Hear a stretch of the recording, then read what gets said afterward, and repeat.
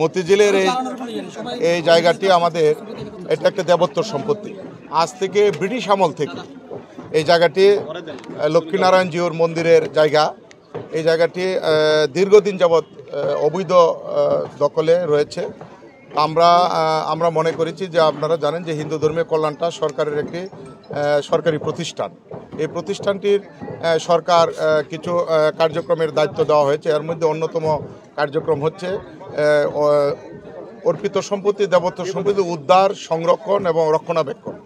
আমরা খোঁজখবর নিয়ে আমরা জানতে পারলাম যে এই জায়গাটি লক্ষ্মীনারায়ণ জিউর মন্দিরের জায়গা। এই জায়গাটি দীর্ঘদিন যাবৎ প্রায় ব্রিটিশ পিরিয়ড থেকে জায়গাটি অবৈধভাবে দখলে রয়েছে, প্রায় 36% জায়গা। আমরা এই কারণে এই জায়গাটি আজকে মাননীয় জেলা প্রশাসক উনি তদন্ত সাপেক্ষে ওনারও সিলিন্ডারের মাধ্যমে তদন্ত করিয়েছেন। করার পরে সেই তদন্ত রিপোর্ট এসেছে এটা দেবত্বর সম্পত্তি। আপনারা জানেন যে দেবত্বর সম্পত্তি কখনো কোনো বিক্রিও হয় না, কোনো বাইনাও হয় না, হস্তান্তরও করা যায় না। এটা দেবতার সম্পত্তি, দেবত্বর সম্পত্তি। আমরা সেই দেবতার সম্পত্তি উদ্ধার করার জন্য হিন্দু ধর্মীয় কল্যাণ ট্রাস্ট আমরা সরকারের পক্ষ থেকে মাননীয় জেলা প্রশাসককে আমরা অনুরোধ করেছি, চিঠি দিয়েছি। আমাদের চিঠির বলে উনি আজকে সেটা উদ্ধারের জন্য তদন্ত সাপেক্ষে সেটা উদ্ধারের জন্য আজকে ওনার জেলা প্রশাসকের পক্ষ থেকে প্রশাসনের কর্মকর্তারা এসেছেন।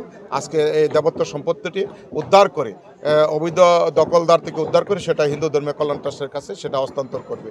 আমরা হিন্দু ধর্মীয় কল্যাণ ট্রাস্ট সেটা আজকে হিন্দু ধর্মীয় কল্যাণ ট্রাস্ট সেটা এই দেবতার যে লক্ষ্মীনারায়ণ জিউর মন্দির রয়েছে সেই দেবতার মন্দির আমরা এই জায়গায় স্থাপন করব।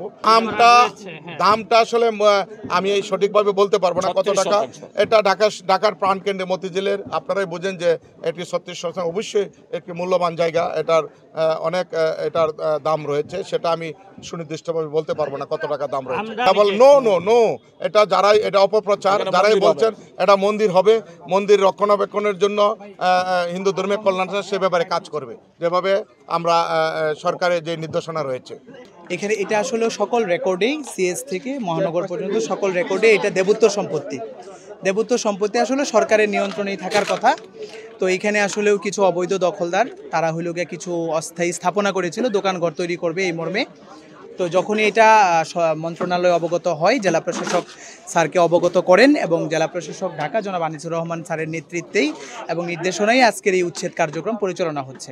আর এখানে আসলে সবই অস্থায়ী স্থাপনা ছিল, শুধু দুইটা, একটা ছোট একটা টং টাইপের একটা হোটেল আর একটা ছোট আসবাবপত্রের দোকান।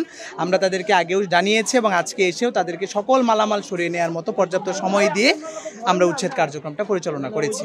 এবং এখানে মোট জমির পরিমাণ বর্তমানে আছে 29.74, প্রায় 30%। আচ্ছা, আরো কয়টি এইটুকুই আপনারা যতটুকু দেখতে পাচ্ছেন, এইটুকুই আমাদের জায়গা। আমরা এইটুকুই আমাদের উচ্ছেদ কার্যক্রম প্রায় শেষের দিকে। এবং এখানে মোটামুটি ছোট দুইটা দোকান ছাড়া বাকি সবই অস্থায়ী স্থাপনা ছিল, ওইখানে অন্য কোনো ব্যবসা প্রতিষ্ঠান ছিল না।